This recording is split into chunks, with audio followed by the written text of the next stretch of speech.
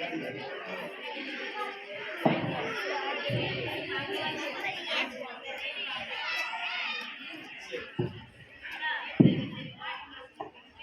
இத்தாலியின் மந்தோவா பகுதியில் செல்வம் கொழிக்கும் பிரபு குடும்பத்தில் 1568ஆம் ஆண்டு மார்ச் 9ஆம் நாள் பிறந்தவர் ஞான பிரகாசியார் என்று அழைக்கப்படும் புனித அலோசியஸ் கொன்சாகா.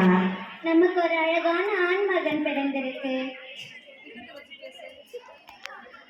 எனக்கு ஒரு வாரிசு பிறந்திருக்கிறது, என் நாட்டை ஆள்வதற்கு.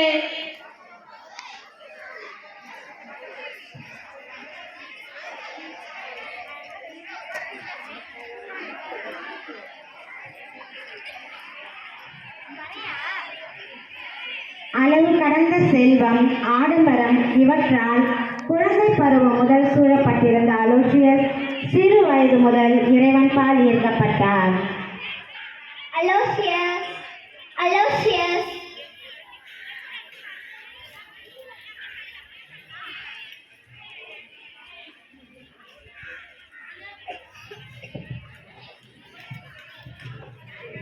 மா, நான் தினமும் ஜெபிக்கிறேன். ஏன் என் நண்பர்? நல்லது மகனே, கடவுள் உன்னை ஆசீர்வதிப்பார். மா, நான் சர்ச்சில் சென்று வருகிறேன். நல்லது மகனே.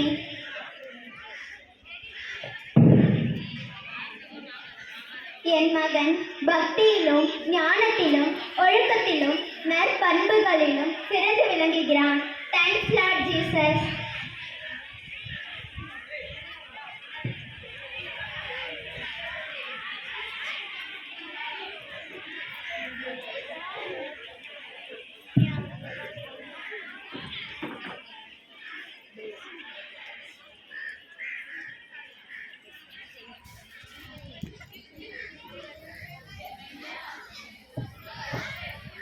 Praise God, Father.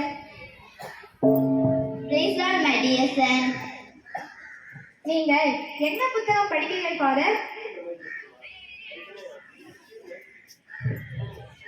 இது புனிதர்களின் வரலாறு. இயேசுக்காக தன் வாழ்வை அர்ப்பணித்தவர்கள் இவர்கள். அப்படியா? அந்த புத்தகத்தை நானும் படிக்க விரும்புகிறேன். நீயும் படியாதீர்கள். Thank you father.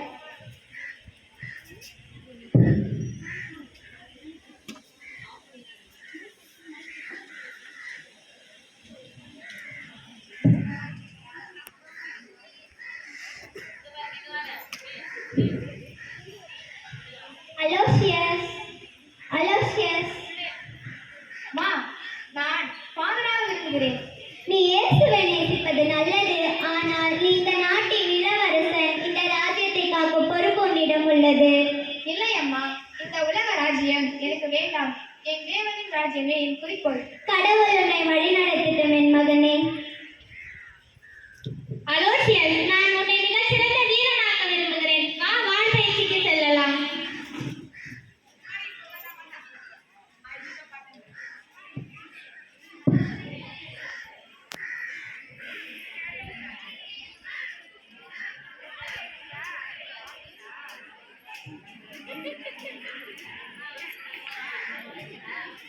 மிக அற்புதமாக வாள் பயிற்சி செய்கிறாய் அலோசியஸ்.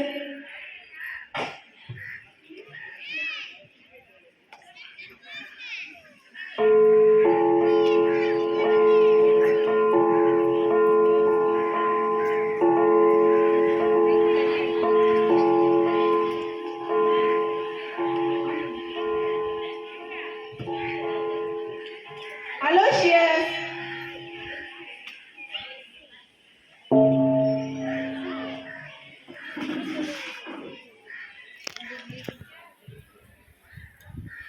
கடவுளின் வார்த்தை என் உள்ளத்தில் பேசுகிறது. ஆன் பண்ணு. அலோசியஸ், இந்த ராஜ்யம் உனக்காக இருக்கிறது. இந்த உலக ராஜ்யம் எனக்கு வேண்டாம். என் தேவனின் ராஜ்யமே என் குறிக்கோள்.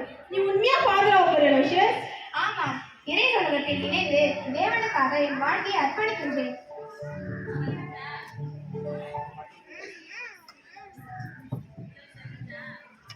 காட்சி 2.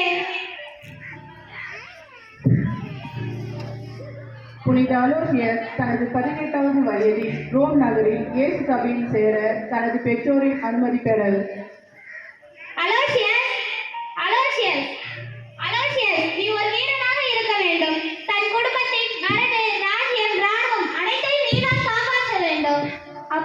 என் உள்ளம் முழுவதும் இயேசுவால் கவரப்படுகிறது. உலக வீரன் அல்ல, ஆன்மீக வீரனாகவே இருக்க நான் ஆசைப்படுகிறேன். உனக்கு என்ன பைத்தியமா? ராஜ்யத்தை விட்டுவிட்டு கடவுள் வேலைக்கு போகிறாயா? இயேசுக்காகவே நான் வாழ விரும்புகிறேன். என்னுடைய வாரிசுரிமையை ஒழிக்க தயார். அலோசியஸ் கண்களில் நாம் காணும் ஒளி கல்லூரிகளிலும் கோட்டைகளிலும் கிடைப்பதில்லை. அது பரலோக ஒளி. வழி இருக்கும், ஆனால் அது கடவுளின் வழி. அது வழி அல்ல, அவனின் பாக்கியம். நான் இவனை ஒரு அரசனாக காண ஆசைப்பட்டேன், ஆனால் இவன்... அப்பா, உங்கள் ஆசையை மதிக்கிறேன், ஆனால் என் உள்ளம் இயேசுவுக்கே சொந்தம். நீ புனித வாழ்க்கையை தேர்ந்தெடுக்கிறாய் என்றால் எங்கள் இருதயத்தின் வழி கூட ஆசீர்வாதமாக மாறும்.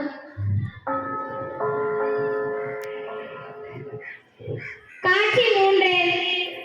புனித அலோசியஸ் ரோம் நகரில் இயேசு சபையில் சேர்ந்து குருத்துவ பயிற்சிகள் மேற்கொண்டார். இவருக்கு ஆன்மீக வழிகாட்டியாக இருந்தவர் புனித ராபர்ட் பெல்லாமின்.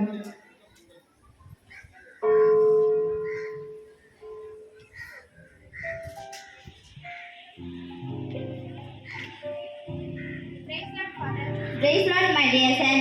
Aloysius, இங்கே உன்னை நான் மகிழ்ச்சியுடன் வரவேற்கிறேன். உன் எண்ணம் தூயது, ஆனால் இது ஒரு கடினமான பாதை.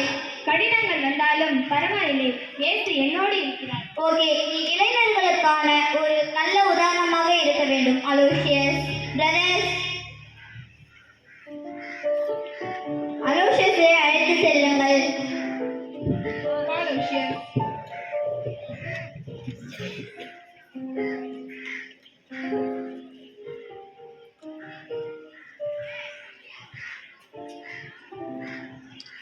இயேசுவே, நான் என்ன செய்வேன்? தொற்றுநோயுற்றவர்களுக்கு பணிவிடை செய்ய யார் முன் வருவார்?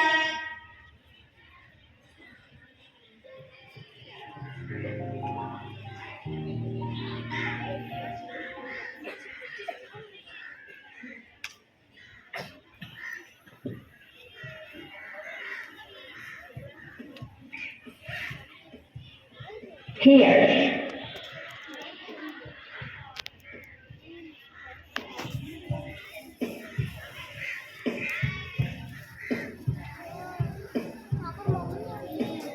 சில வருடங்களுக்கு பிறகு 1591ஆம் ஆண்டு ரோம் நகரில் புற்றுநோய் வெகுவாக பரவி இருந்தது. சிலர் இறந்தனர்.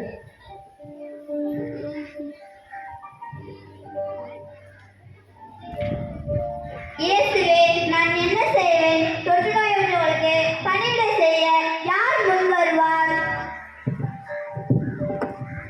நான் இருக்கிறேன் ஃபாதர். கடவுள் பணி செய்ய ஆர்வத்துடன் உள்ளேன்.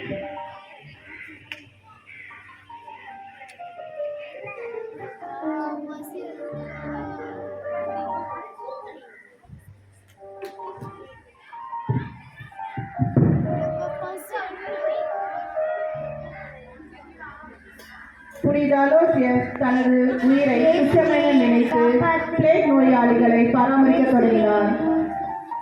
இயேசுவே, என்னை காப்பாற்றி, என்னால் முடியல. இயேசுவே, என்னை காப்பாற்றி, என் மூச்சு இதுவாகுது. இயேசுவே, என்னை காப்பாற்றி.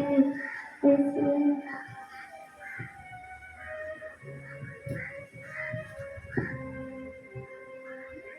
இயேசுவே, இவரை நலமடைய செய்யும். என் உயிரையும் இவர் குணமடையும்படி எடுத்துக் கொள்ளவும்.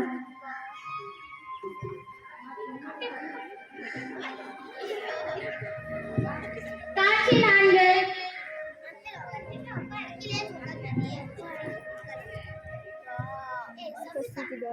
कल ना सकते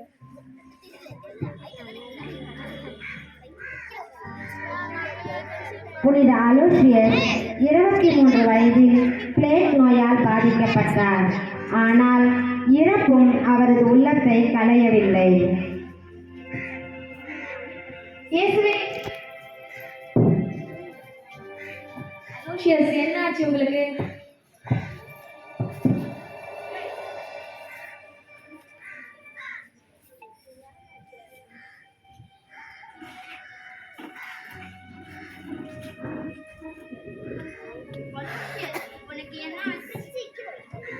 அலோசியஸ், உனக்கு என்ன ஆச்சு? ஃபாதர், எனக்கு அவஸ்தை வேண்டும். நீ நல்லாதான் இருக்கிறாய், உனக்கு ஏன் அவஸ்தை வேண்டும்? இன்றிரவு நான் இறக்கப் போகிறேன்.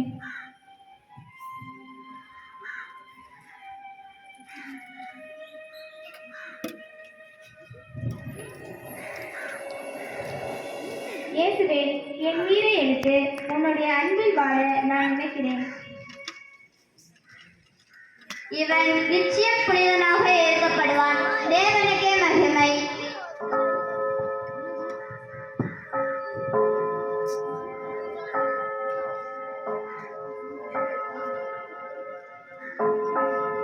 புனித அலோசியஸ் தனது 23வது வயதில் இறையடி சேர்ந்தார். இறந்து 14 ஆண்டுகளில் இவர் முத்திப்பேறு பெற்றவராக உயர்த்தப்பட்டார். 1726ஆம் ஆண்டு புனிதராக உயர்த்தப்பட்டார். இவர் கிறிஸ்துவ இளையோரின் பாதுகாவலராக அறிவிக்கப்பட்டார். இப்புனிதரின் அடையாளங்களாய் விளங்குவன லில்லி மலர், இவரது நெறிமாறா கற்பை குறிப்பது; மண்டை ஓடு, இளம் வயதிலேயே இவர் இறந்ததை குறிப்பது; ஜெபமாலை, அன்னை மரியாவின் மீது இவர் கொண்டிருந்த பக்தியை குறிப்பது.